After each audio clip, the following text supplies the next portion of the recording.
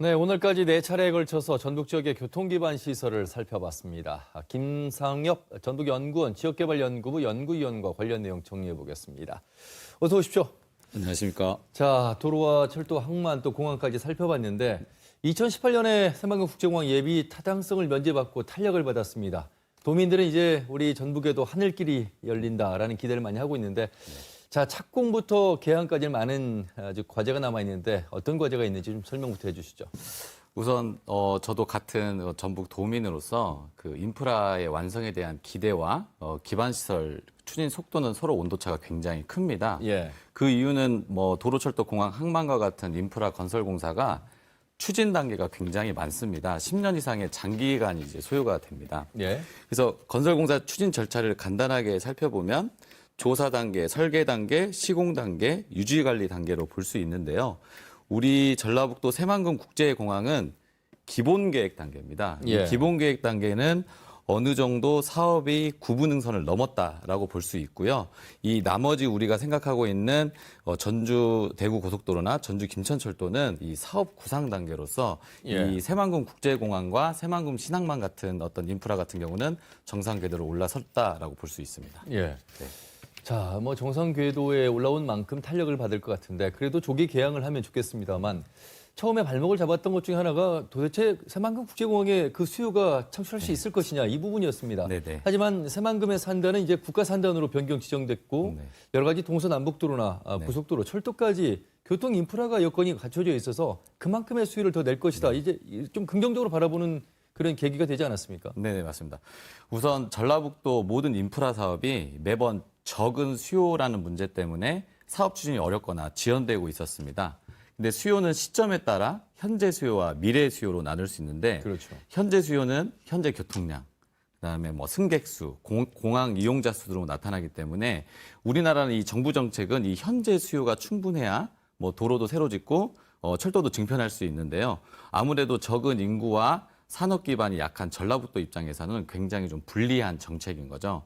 그래서 전라북도가 돌파할 수 있는 방안은 미래 수요를 창출을 하는 겁니다. 예. 미래 수요를 반영하여 추진된 사례를 살펴보면 당연히 새만금 국제공항인데 새만금이 없다면 연간 84만 명, 새만금이 있다면 연간 170만 명으로 약 2배 이상의 수요 차이가 납니다. 그래서 그렇듯 이 새만금과 같은 대규모 도시 개발이 인프라 건설과 함께 이루어져야 우리 현재 수요와 미래 수요를 상출할 수 있다라고 볼 수 있습니다. 예.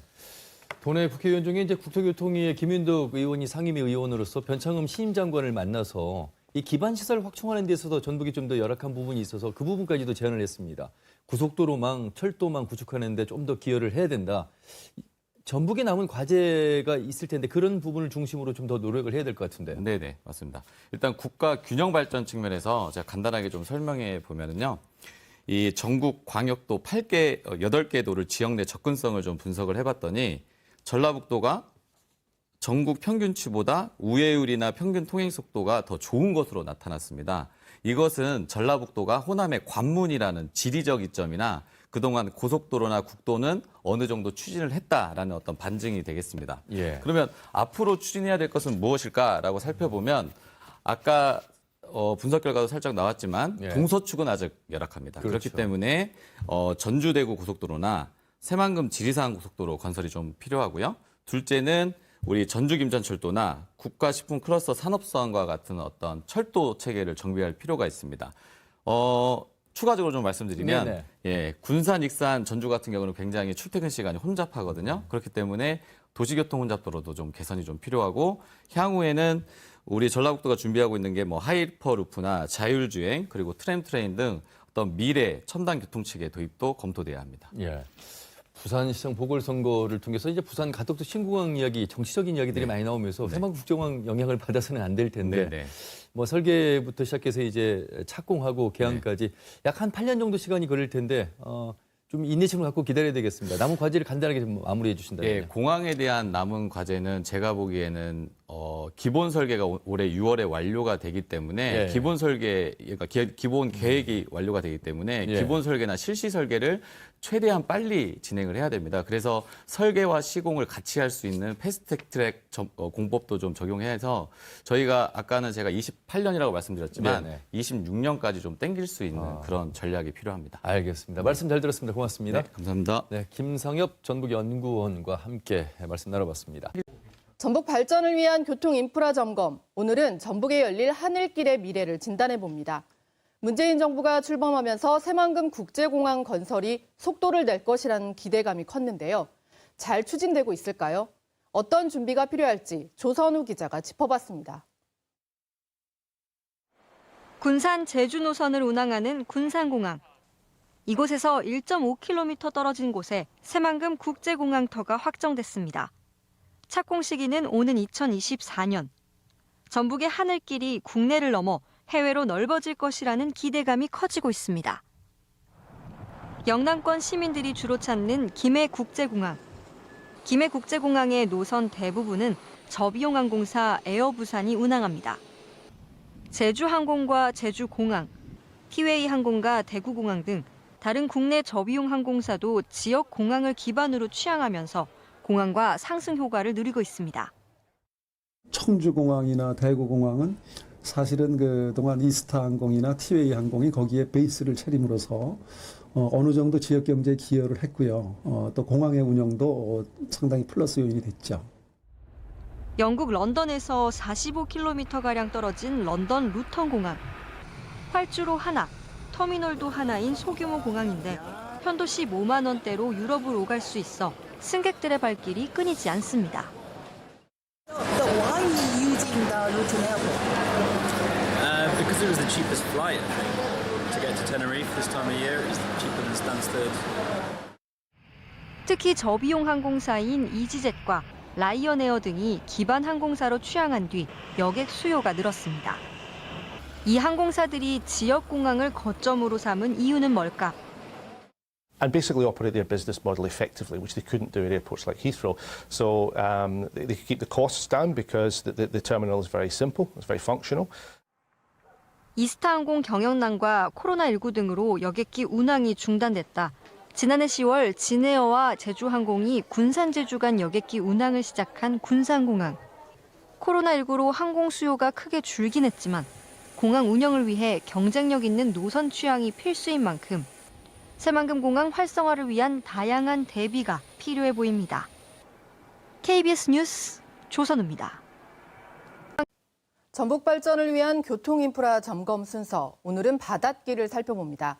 새만금 산업단지의 기능을 높이기 위해선 해상물류의 중심인 신항만이 제 역할을 해야 할 텐데요. 추진 상황과 과제를 박웅 기자가 짚어봤습니다. 군산 신시도 바로 아래에 자리 잡고 있는 새만금 신항만입니다. 지금은 항만의 기본이 되는 방파제와 호환시설이 만들어졌습니다. 새만금 신항만은 두 단계로 나눠 진행됩니다. 크루즈와 5만 톤급 대형 선박이 머무를 수 있는 부두 9선석이 조성되는데 1단계로 6선석이, 2단계는 3선석이 마무리됩니다. 새만금 신항만의 1단계 건설 사업이 순조롭게 진행되면 오는 2025년 첫 모습을 드러낼 수 있을 전망입니다. 올해 저반시설 공사가 시작되는 등 항만의 모습을 본격적으로 갖춰갑니다. 기획재정부와 협의 중인 자파부두 2선석 그리고 항로 준설 공사에 대해서 연내에 신규로 공사를 발주할 예정입니다. 그리고 또 이제 북측 진입도로와 방파제 연장에 대해서 올해 이제 설계를 진행할. 앞으로의 관건은 1조 3천억 원에 달하는 민자 유치에 달렸습니다. 전체 9선석 가운데 2선석은 국가 재정 사업으로 추진되지만 나머지는 민간 자본이 투입돼야 하기 때문입니다. 개항 초기부터 항만 수요를 얼마나 확보하느냐가 이후 민간 투자를 끌어내는데 영향을 줄 것으로 보입니다. 5만 톤급 대형 선박의 입항과 출항이 가능해 새만금 내에 무역 물동량을 처리할 수 있는 여건을 갖춘 항만으로서 새만금 내부 개발을 앞당기고 글로벌 우량 기업을 유치하는 데도 군산항이 오랜 기간 다른 항만과의 경쟁에서 밀리고 있는 상황에서 새만금 신항만이 서해 해상물류의 새 돌파구로 관심을 받고 있습니다. KBS 뉴스 박웅입니다. 세계 기네스북에 등재된 바다 위의 만리장성이 우리나라에 있다? 유례없는 최고 난도 심해 공사를 순수 한국 기술로 일궈낸 곳. 이로써 세계적인 한국 건설 기술을 알렸다고 평가받은 곳.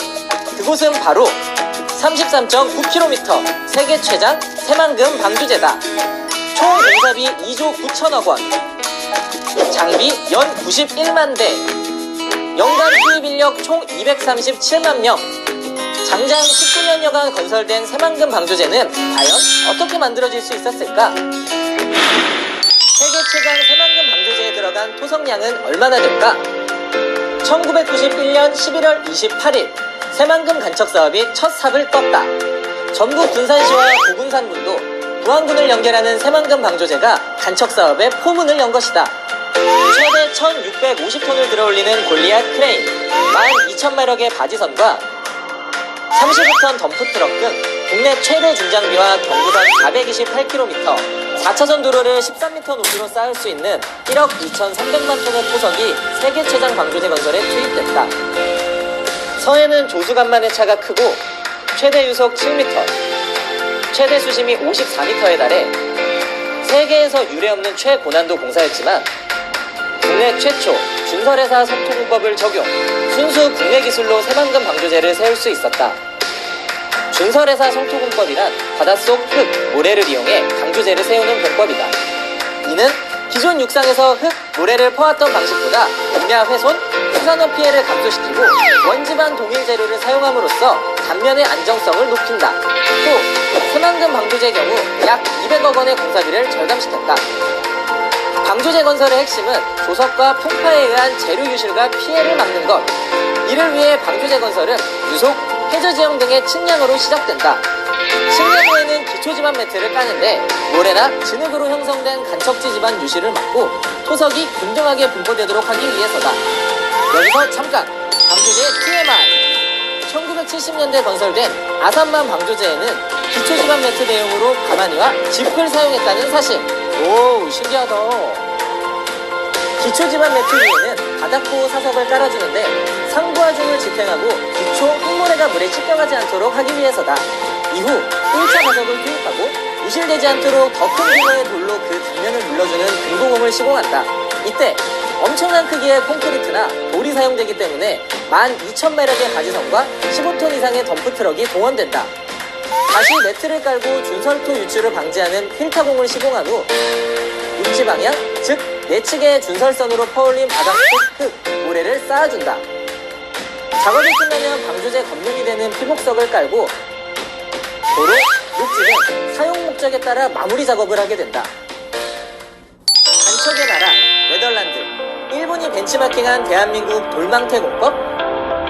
방조제 건설에서 최대 난항은 최종 물막이 구간. 특히 끝막이 공사는 세계 최초 2개소에서 동시 진행됐는데 조수간만의 차가 심해 그 차가 가장 작은 소조기 때 공사를 끝내야 하는 시간적 싸움도 동반됐다. 여기에 폭이 좁아진 만큼 빨라진 유속을 이겨내는 것이 관건. 그래서 도입된 것이 바로 돌망태 공법이다. 최대 6톤에 이르는 돌망태와 대형 암석을 바다에 투입. 빠른 유속을 견디도록 한 후 당시 우리나라의 20대뿐이었던 35톤 트럭을 동원해 대형 돌을 쏟아부어 큰 물기를 잡았다. 이후 3톤 규모의 돌망태 27만 개, 15톤 덤프트럭 21만 대분의 암석을 투입해 최종 물막이까지 완성할 수 있었다. 그렇게 탄생한 세계 최장 새만금 방조제. 건설 당시 우리나라 방조제 기술은 세계적으로 인정받았는데 선진 방조제 기술을 보유한 일본과 네덜란드에서도 벤치마킹할 정도였다.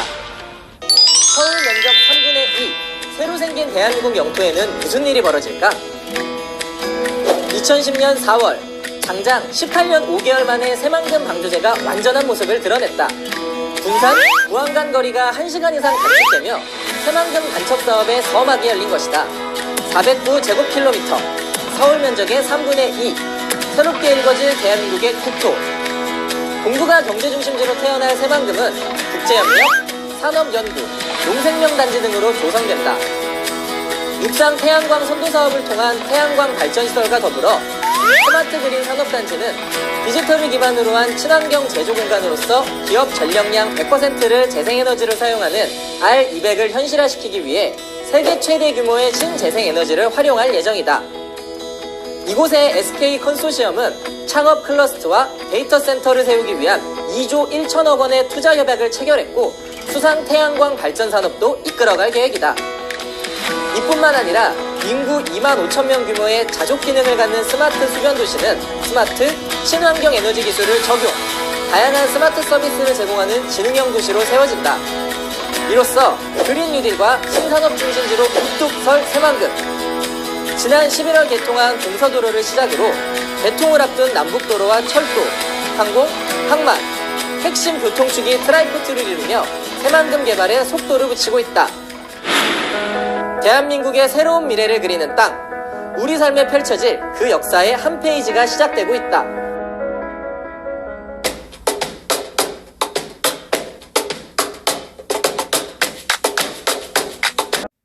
전북 지역의 역사와 문화, 미래를 체험하는 국립새만금박물관이 내년 중 착공됩니다.